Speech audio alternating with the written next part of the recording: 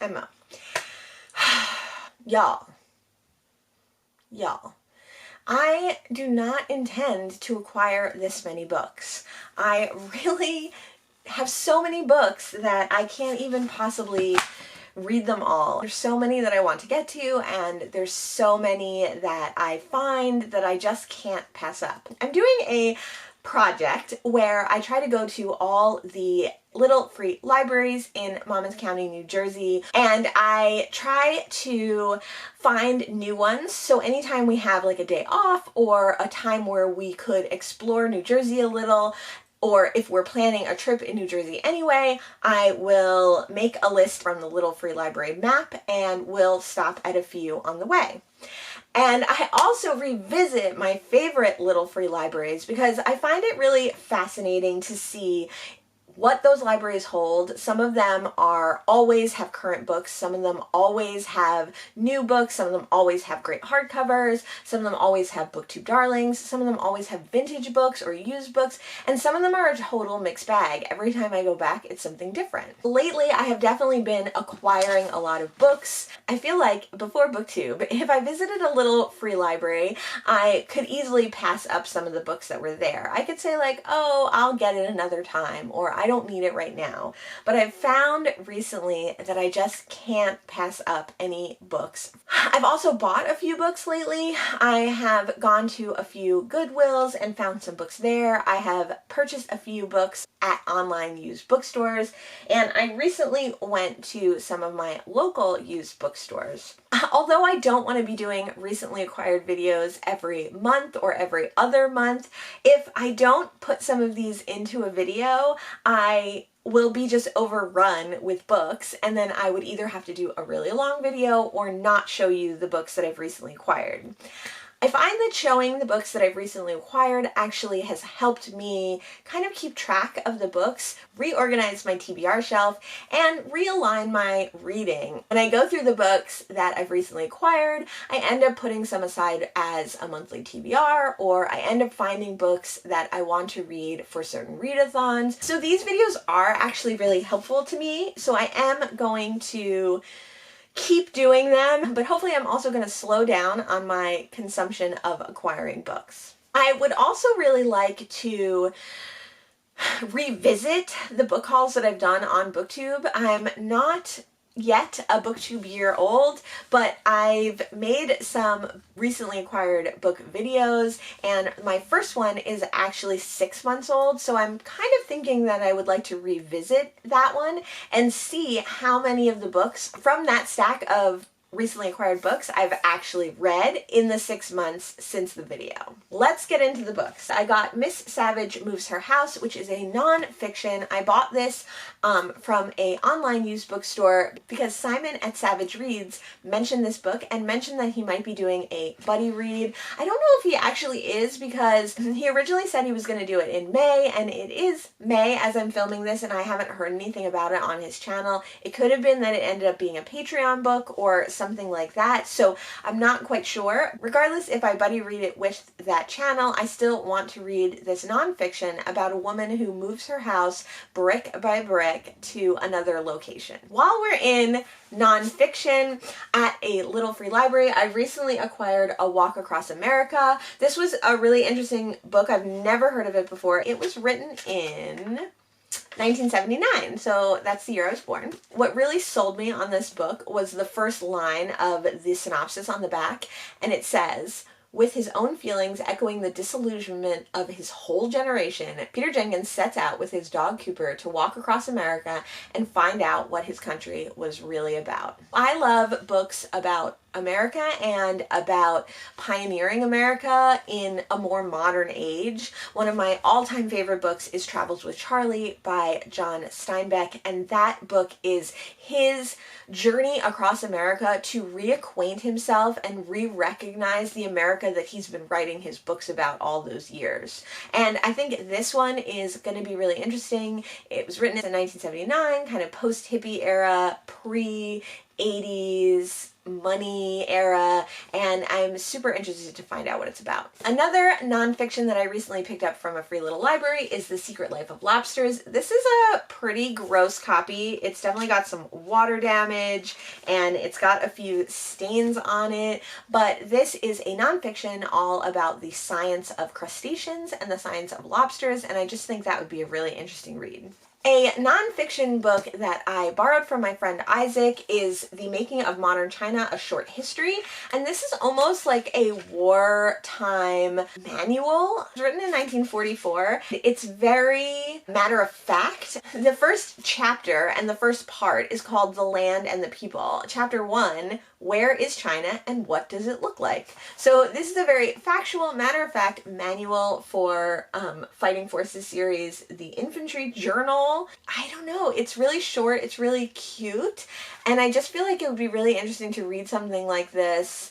I'm sure it's incredibly dated, I'm sure it has a lot of problematic elements, even for an instruction manual, but it's an adorable copy. Really beautiful cover, and I was just really interested to read it. He was going to give it up to a little free library, and I was like, no, I'm going to take it. A nonfiction book that I mentioned in my Linguathon vlog was Speak Memory by Vladimir Nabokov.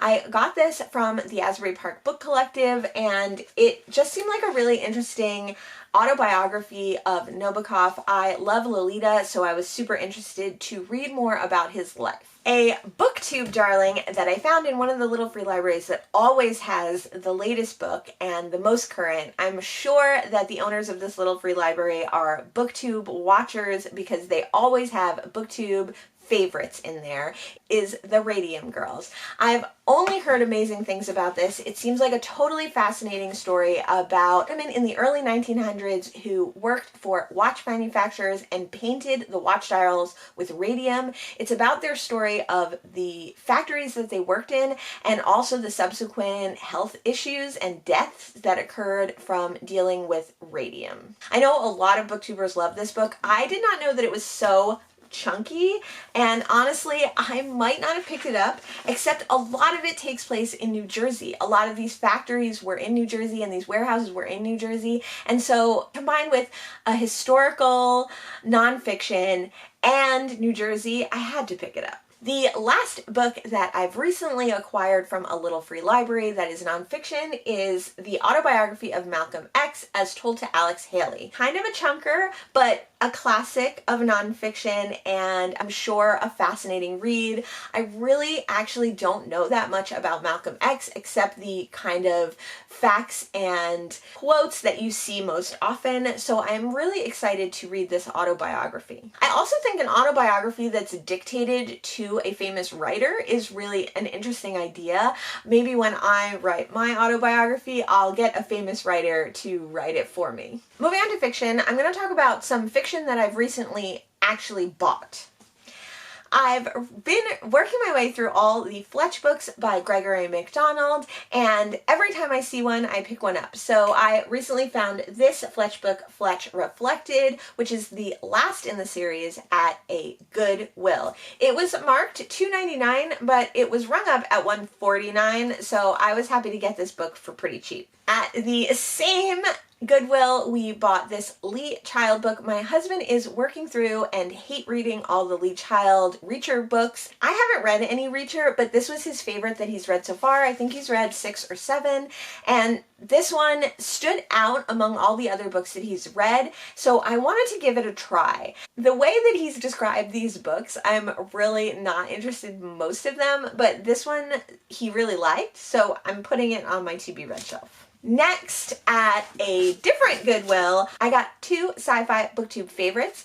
The 5th Season by N.K. Jemisin. This book is huge, and I hear it's incredibly confusing, but I read a N.K. Jemisin short story last year, and I thought it was so good and so well written, and she's such a renowned writer that I'm really excited to one day try this book. I don't know when I will because it is so long, and I hear it's just a really tough read, but I'm happy to have this in my collection so that when I am in the mood, I can pick it up. At the same Goodwill, I found Station 11 by Emily St. John Mandel. This is another sci-fi favorite. It is written contemporarily and it's a much more manageable size. But honestly, I don't know anything about this book except that it's kind of post-apocalyptic, near future, dystopian maybe? I got Death Comes to Pemberley by P.D. James. This is one of her few standalone mysteries, and I never was that interested because it is based on Pride and Prejudice, which I've never read. P.D. James is one of my favorite authors, and of course I want to read everything that she's ever written. Two more booktube favorites I recently got from online used bookstores are An Absolutely Remarkable Thing by Hank Green and The Water Cure by Sophie McIntosh. Both these books are on my list of 20 books I found out about in 2020 that I want to read in 2021. I made that video at the end of last year, and they're mostly books that I found out about from booktube, and I would love to be able to cross more of those off my list this year.